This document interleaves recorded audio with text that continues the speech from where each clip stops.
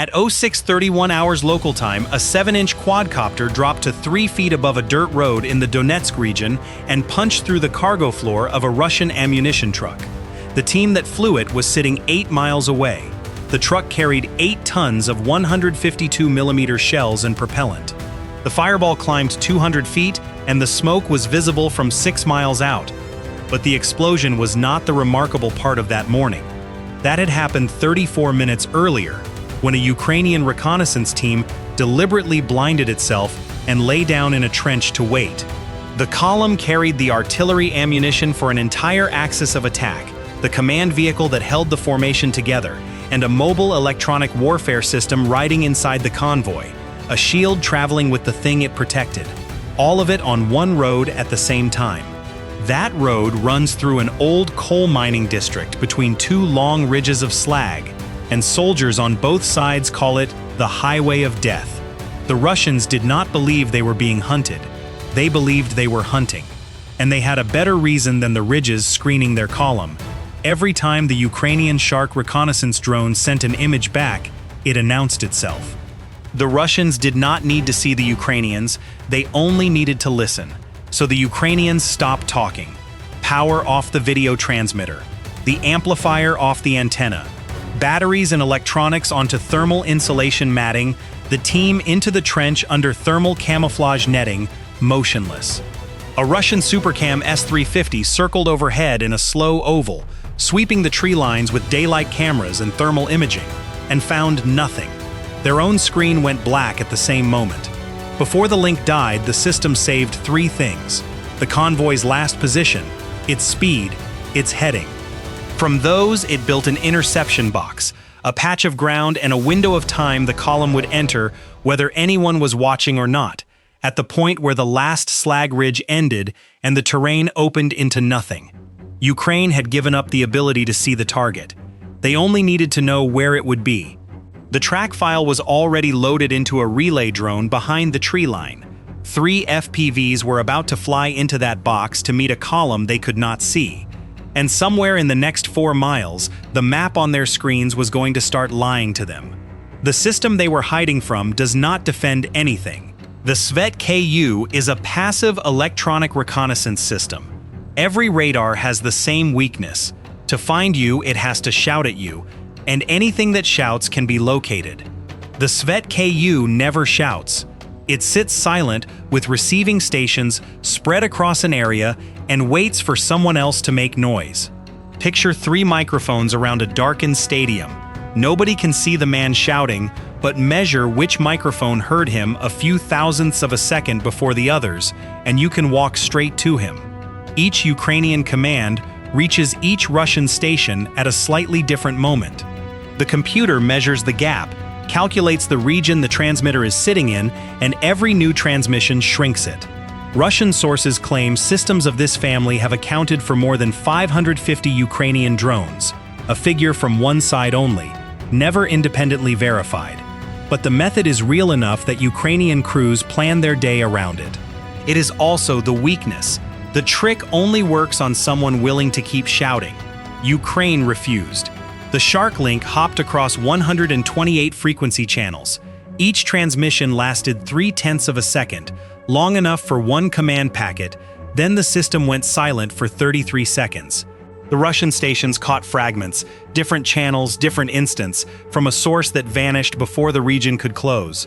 The Svet-KU needs a sustained run of transmissions to narrow its suspect area to something artillery can use, and artillery needs 3 more minutes to put shells on it.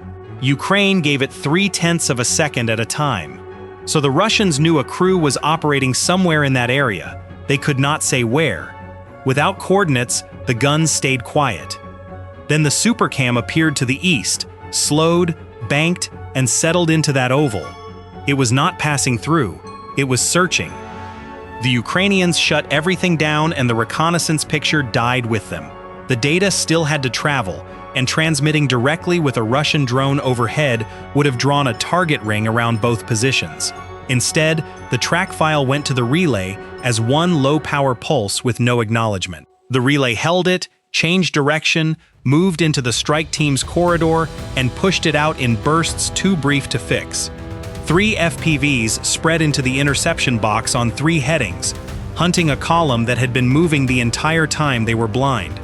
Their motors were fine, their links were fine, their cameras were fine. The road on the screen was the problem.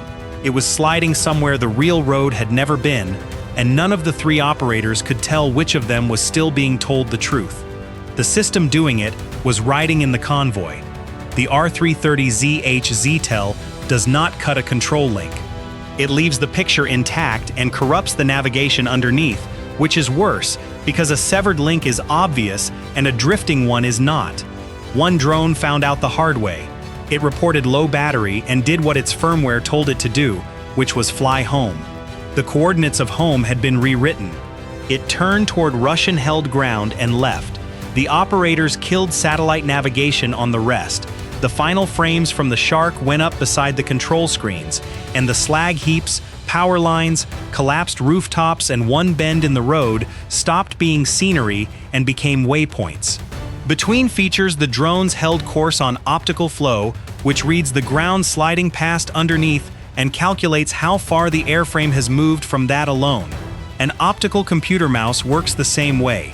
It has no idea where it is on the desk. It only knows how much desk has passed beneath it. Then, one FPV climbed hard and switched its satellite navigation back on. It lit up instantly. The Tor M2 turned toward the loudest thing in the sky and fired, and seconds later it was gone. A decoy. The other 2 were already on the deck, running the blind side of the ridge, which brought them to the system that did not care what they transmitted. On high ground beside the road sat a Murom-P electro-optical station. Daylight cameras, thermal imaging, motion detection, no radar, no emissions at all. It just watched. And it was sensitive enough that when the lead FPV crossed open ground between 2 ridges, 5 inches of airframe and the heat-off 4 motors registered for a handful of frames. The bearing went to a laser dazzler on an escort vehicle, and the operator's screen filled with white streaks. The link was still good. The center of the image was burned out. What beat it was the Convoy. 30-ton BMPs were grinding a dry dirt road under their tracks, and the trucks behind them dragged a wall of dust hundreds of feet long. Contrast collapsed on the daylight camera. On thermal hot engines and sun-loaded roadbed, and a dozen vehicles packed together turned the background into noise. The column was burning down its own sensor shield, and the faster it moved the blinder, it made everyone watching over it. The Murom-P lost track. The laser slid off.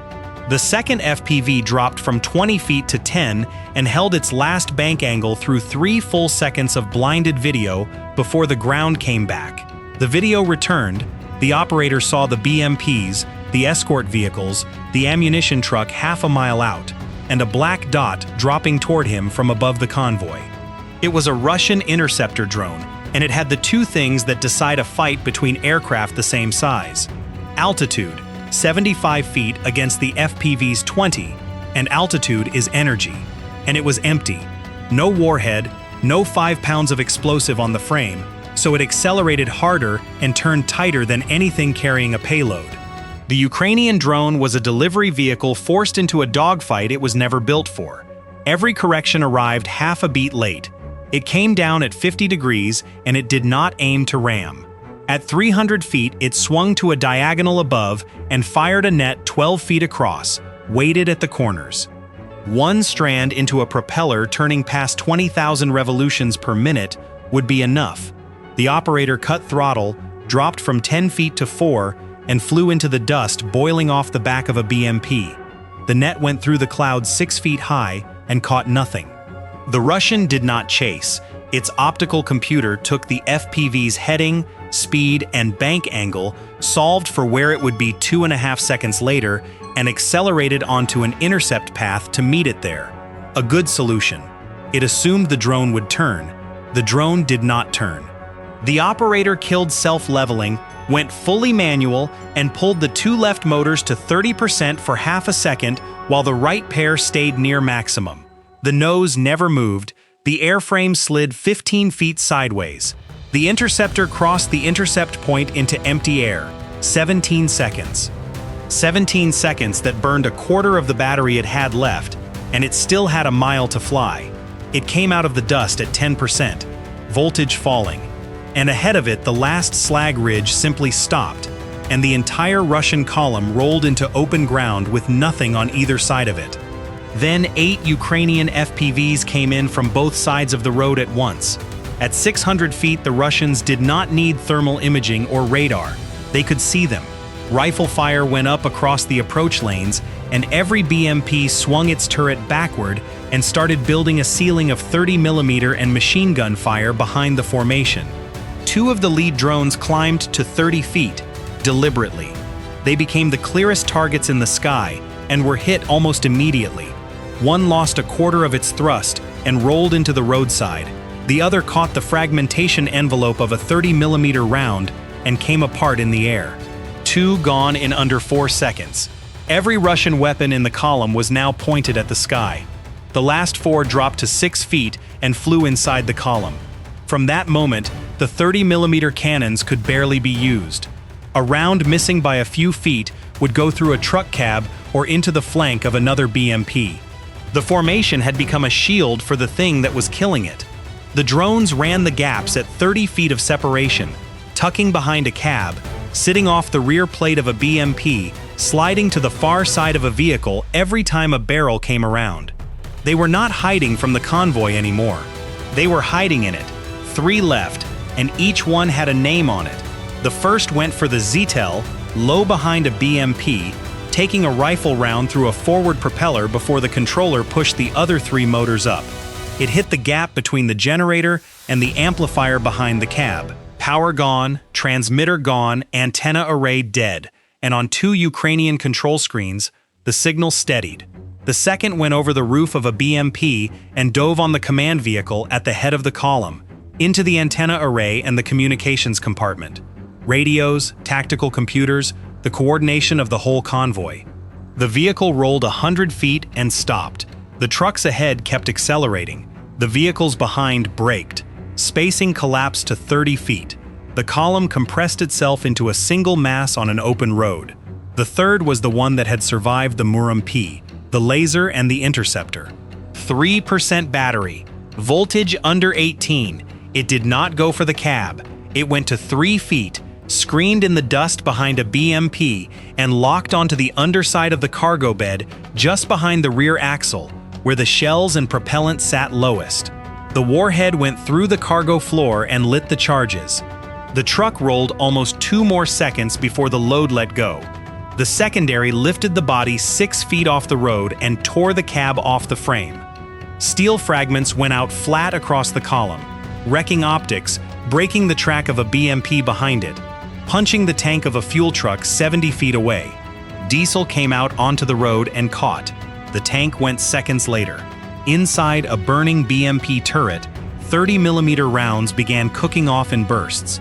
Under 90 seconds, 3 fires in the middle of the formation. 2 vehicles collided going for the same shoulder.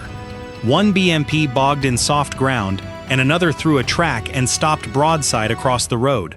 The column had nowhere to go, and nothing left to hide behind. When it was over, the shark came back on. Its camera recorded at least 3 vehicles destroyed outright, several more damaged, and a column that was no longer going anywhere that day. But counting vehicles misses what happened on that road. Ukraine did not destroy a convoy. It removed 3 capabilities in a specific order. The artillery ammunition for an entire axis of attack, gone. The command vehicle that held the formation together as a formation, gone. And the electronic warfare system protecting all of it, gone first, which is why the last 2 drones flew clean. The cost on the other side was a handful of 7-inch quadcopters and 1 decoy deliberately spent. The point is not the exchange rate, it is that all 3 Russian systems worked exactly as designed. The Svet-KU did hear the Ukrainian crew. The Zhitel did corrupt the navigation, and it took a drone off the board doing it. The Murom-P did find a 5-inch airframe against open ground and put a laser on its camera. Not one of them malfunctioned. They failed for the same reason. Every one was built to defeat an opponent that transmits, that navigates by satellite, and that flies a predictable line. Ukraine gave up all 3. It stopped transmitting and accepted being blind. It switched off satellite navigation and flew by looking at the ground. And when a computer solved for where the drone would turn, the pilot slid sideways instead. A defensive network can only counter the behavior it was designed around, and behavior is the cheapest thing in this war to change, which leaves the part that decided it. The column was never found in the open. It was allowed to get there. Ukraine held its position, gave up its own eyes, and let a track file and a stopwatch do the work of a reconnaissance drone, because the one thing it knew for certain was where the slag ridges ended. Millions of dollars of layered defense bought that convoy safe passage right up to the last piece of cover on the road. After that, there was nothing left to buy. Here is the question worth arguing about in the comments. 34 minutes of total silence in a trench, or 17 seconds of evasion against an interceptor. Which one actually won this? Tell me which you would credit, and subscribe if you want the next breakdown when it lands.